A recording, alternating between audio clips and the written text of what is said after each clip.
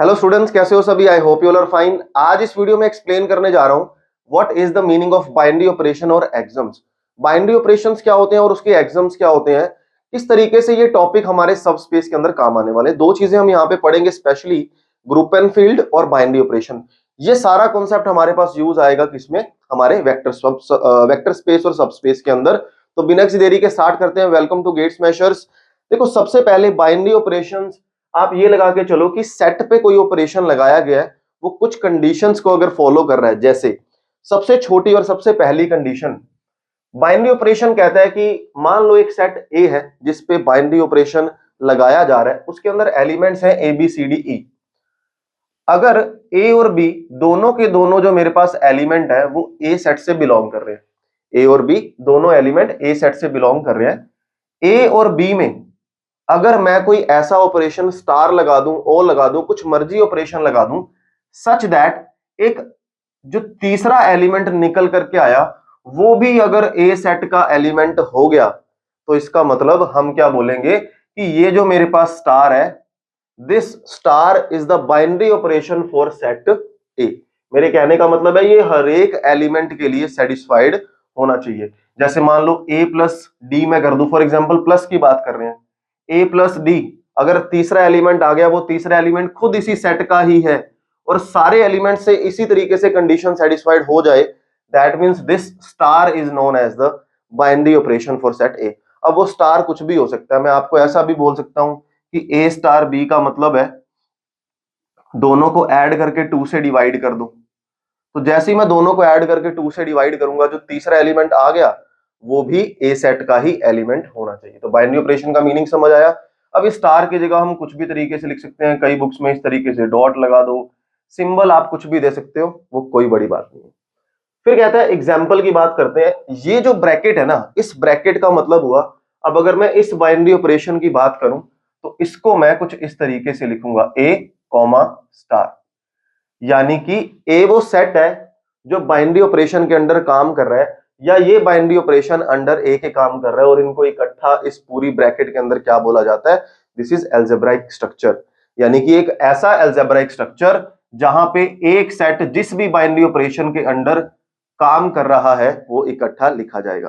तो जब भी अलजेब्राइक स्ट्रक्चर की बात की जाएगी, मैं क्या बोलूंगा? यहां पे एक ऐसा सेट जो हमारा किसी बाइनरी ऑपरेशन के अंडर काम कर रहा है, इसको इकट्ठा, इस पूरी ब्रैकेट को इकट्ठा क्या बोला जाएगा? Algebraic structure. अब एक एग्जांपल देखो, जैसे रियल नंबर और एडिशन, ये एक बाइनरी स्ट्रक्चर है। रियल नंबर और एडिशन एक बाइनरी स्ट्रक्चर है। क्यों? क्योंकि अगर मैं कोई भी रियल दो नंबर उठा लूं, उन दोनों को मैं ऐड कर दूं, उन दोनों को मैं ऐड कर दूं, वापस से एक तीसरा रियल नंबर निकल करके आएगा हमेशा, कभी कॉम्प्लेक्स तो निकलेगा ही नहीं। तो दो रियल नंबर की एडिशन अगर हमेशा रियल आएगी, तो बाइनरी ऑपरेशन रियल के लिए क्या हो गया? प्लस, यानी कि plus is the binary operation for the real. Minus भी हो सकता है ना, इस तरीके से। अब कुछ अलजेब्राइक स्ट्रक्चर के बारे में बात करते हैं। जैसे मान लो नेचुरल नंबर अंडर एडिशन, दो नेचुरल की एडिशन करोगे, क्या हमेशा नेचुरल आएगा? ऑब्वियस सी बात है। तो ये एक अलजेब्राइक स्ट्रक्चर है। अब ऐसा नहीं है कि कुछ भी ऐसा लिख दिया वो अलजेब्राइक स्ट्रक्चर होगा ही होगा। जैसे दो नेचुरल नंबर को सब्ट्रैक्ट कर दो, 1 एक नेचुरल नंबर है, 2 एक नेचुरल नंबर है, 1 माइनस 2 ये तो -1 हो गया, यानी कि वो नेचुरल नंबर नहीं आया। या आप मैं ऐसा बोलूं, 1 में से 1 को ही माइनस कर दो, नेचुरल में से नेचुरल ही माइनस हो रहा है। या 1 में से 2 को माइनस कर दो, 1 में से 3 को, नेगेटिव आंसर आ रहे हैं ना, तो नेचुरल नहीं है। इसका मतलब ये अलजेब्राइक स्ट्रक्चर नहीं है। इंटीजर्स में जब भी मैं इंटीजर्स ऐड करूंगा हमेशा इंटीजर आएगा, तो ये अलजेब्राइक स्ट्रक्चर है। इंटीजर में जब डिवाइड करेंगे, क्या 2/3 एक इंटीजर होता है क्या? ये इंटीजर है, ये इंटीजर है, इनको डिवाइड कर दिया, इंटीजर नहीं आया, तो ये अलजेब्राइक स्ट्रक्चर नहीं है, अंडर डिवीजन। क्लियर? तो अलजेब्राइक स्ट्रक्चर क्या होता है और हमारे पास बाइनरी ऑपरेशन क्या होता है। अब देखो, कुछ एक ऐसे एग्जाम्स हैं जो हमें पता होने चाहिए, क्योंकि ग्रुप की डेफिनेशन के अंदर ये बड़े काम आने वाले हैं। Closure property. क्लोजर प्रॉपर्टी बोलते हैं आपको बड़ी सिंपल सी लैंग्वेज के अंदर कि अगर, देखो सिंपल है, अगर मान लो आप ए के अंदर और बी के अंदर कोई बाइनरी ऑपरेशन लगा रहे हो, ए स्टार बी, तो ये जो तीसरा एलिमेंट निकल करके आएगा वो भी उसी सेट से बिलोंग करना चाहिए जो इन दोनों, जैसे मान लो ए और बी मेरे पास क्या है? ए सेट से बिलोंग कर रहे हैं, और ये जो तीसरा एलिमेंट निकल करके आया ये भी अगर ए से बिलोंग कर गया तो ये क्लोजर प्रॉपर्टी होल्ड करके चला गया। इन शॉर्ट अगर मैं दो रियल की एडिशन करूं वो रियल आ जाए तो ये क्लोजर प्रॉपर्टी है। ऐसा बाइनरी ऑपरेशन लगा दें कि अगर बाइनरी ऑपरेशन मतलब अलजेब्रिक स्ट्रक्चर की बात हो रही है दो एलिमेंट के बीच में कि जहां से वो निकले है ना जिस सेट से आंसर भी उसी सेट का ही हो, चाहे वो रियल हो चाहे वो इंटीजर हो, ठीक है ना। इसको हम पहले ये भी तो बोला करते थे छोटी क्लासेस में, जैसे है तो वही चीज घूम फिर के कि इंटीजर्स क्लोजर प्रॉपर्टी होल्ड करके जाते हैं अंडर एडिशन, कि दो इंटीजर की एडिशन हमेशा इंटीजर होती है, दो इंटीजर आपस में हमेशा क्लोजर प्रॉपर्टी होल्ड करके जाते हैं अंडर मल्टीप्लिकेशन, दो इंटीजर की मल्टीप्लिकेशन अंडर इंटीजर मतलब इंटीजर के अंडर सॉरी दो इंटीजर की मल्टीप्लिकेशन हमेशा इंटीजर आती है। बात वही है, थोड़ा सा बस इसने लिखने का तरीका बदला। एसोसिएटिव, एसोसिएटिव का मतलब है कि अगर आप ए स्टार बी स्टार सी लगा दो और अगर आप ए स्टार बी स्टार सी लगा दो answer will remain same, answer को कोई फर्क ना पड़े। आप पहले इन दोनों में वो बाइनरी ऑपरेशन लगा दो जो भी गिवन है, फिर इसके साथ लगा दो, इधर पहले इन दोनों में लगा दो इसके साथ लगा दो, आंसर हमेशा सेम आना चाहिए, उसको क्या बोला जाएगा? एसोसिएटिव। कॉम्यूटेटिव ये हमें पता ही है कि ए प्लस बी है ना is equal to B plus A. तो अगर ऐसा कोई बाइनरी ऑपरेशन है जो ए और बी में लगाया जाए फिर ए बी और ए में लगाया जाए, अगर ये दोनों आंसर इक्वल आ जाए मतलब वो कॉम्यूटेटिव है। Next, existence of identity. Existence of identity का मतलब है कि अगर मान लो एक एलिमेंट उठा लिया मैंने, अब मैं बाइनरी ऑपरेशन लगा रहा हूं उसी सेट में, जैसे मान लो इसी सेट की बात की जा रही है, इसी सेट में कोई दूसरा एलिमेंट अगर हमें मिल गया, ध्यान से देखना, अगर दूसरा एलिमेंट हमें कोई ऐसा मिल गया जिसको ए के साथ बाइनरी ऑपरेट करने के बाद वापस से आंसर ए ही आ जाए, वापस से आंसर ए ही आ जाए, तो ये ई क्या बोला जाएगा? बोला जाएगा identity of that particular element, यानी कि उसकी आइडेंटिटी एग्जिस्ट कर गई। एक एग्जांपल से समझो, जैसे 2, मान लो एक सेट के अंदर एलिमेंट 1/2 भी बैठा है तो आंसर मेरे पास क्या आ गया? 1। यहां पे मल्टीप्लिकेशन आइडेंटिटी की बात नहीं हो रही क्योंकि मल्टीप्लिकेटिव आइडेंटिटी हमेशा क्या होती है? 1। मैं कह रहा हूं 2 के अंदर मैं क्या मल्टीप्लाई कर दूं वापस से 2 आ जाए, मैं क्या मल्टीप्लाई कर दूं वापस से 2 आ जाए, तो ये तो हो गया 2, यानी कि 1 इज द मल्टीप्लिकेटिव आइडेंटिटी।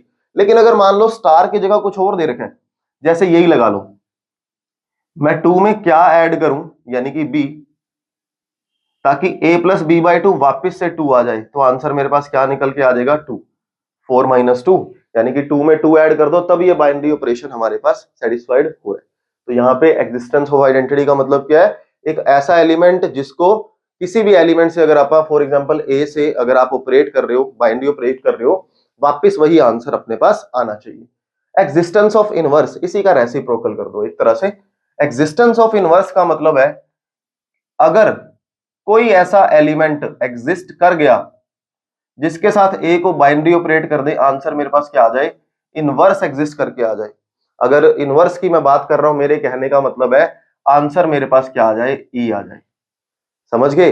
जो भी ई अपन ने निकाला वो आंसर मेरे पास ई आ जाए। जैसे एक एग्जांपल समझो, मान लो 2 मेरे पास आंसर है, यहां पे वो कह रहा है ई मेरे पास क्या पड़ा है? इसका आइडेंटिटी एलिमेंट कौन पड़ा है? 2।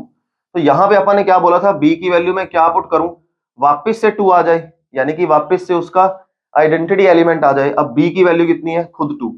वो कह रहा है कि यहां पे वैल्यू पुट करने से आंसर मेरे पास क्या आ रहा है? 2 आ रहा है ना। इस केस में बाय चांस ही चलो आंसर सेम ही आ गया। तो यहां पे मेरे कहने का मतलब हुआ कि अगर मैं किसी एलिमेंट ए में बाइनरी ऑपरेट लगा दूं बी से और वापस आंसर आइडेंटिटी एलिमेंट निकल करके आ रहा है, तो ये बी जो है वो कौन है? ए का इनवर्स है। तो इसका इनवर्स मेरे पास एग्जिस्ट करके चला गया।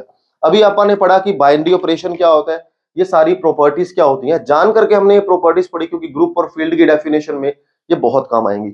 एक छोटी सी बात हो रहा है, यहाँ पे जब भी अलजेब्राइक स्ट्रक्चर लिखा होगा ना, बहुत सारे क्वेश्चंस आपको देखने को ऐसे मिलेंगे या हम करने वाले हैं टॉपिक में भी।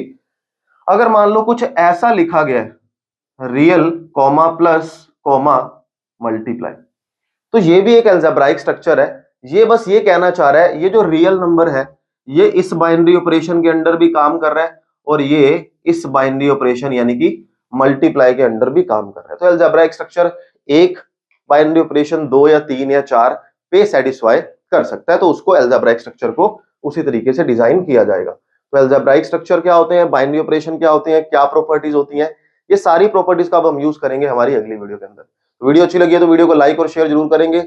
अगली वीडियो में मिलते हैं, कुछ नया सीखते हैं। Have a good day to all of you. Bye bye. Bye.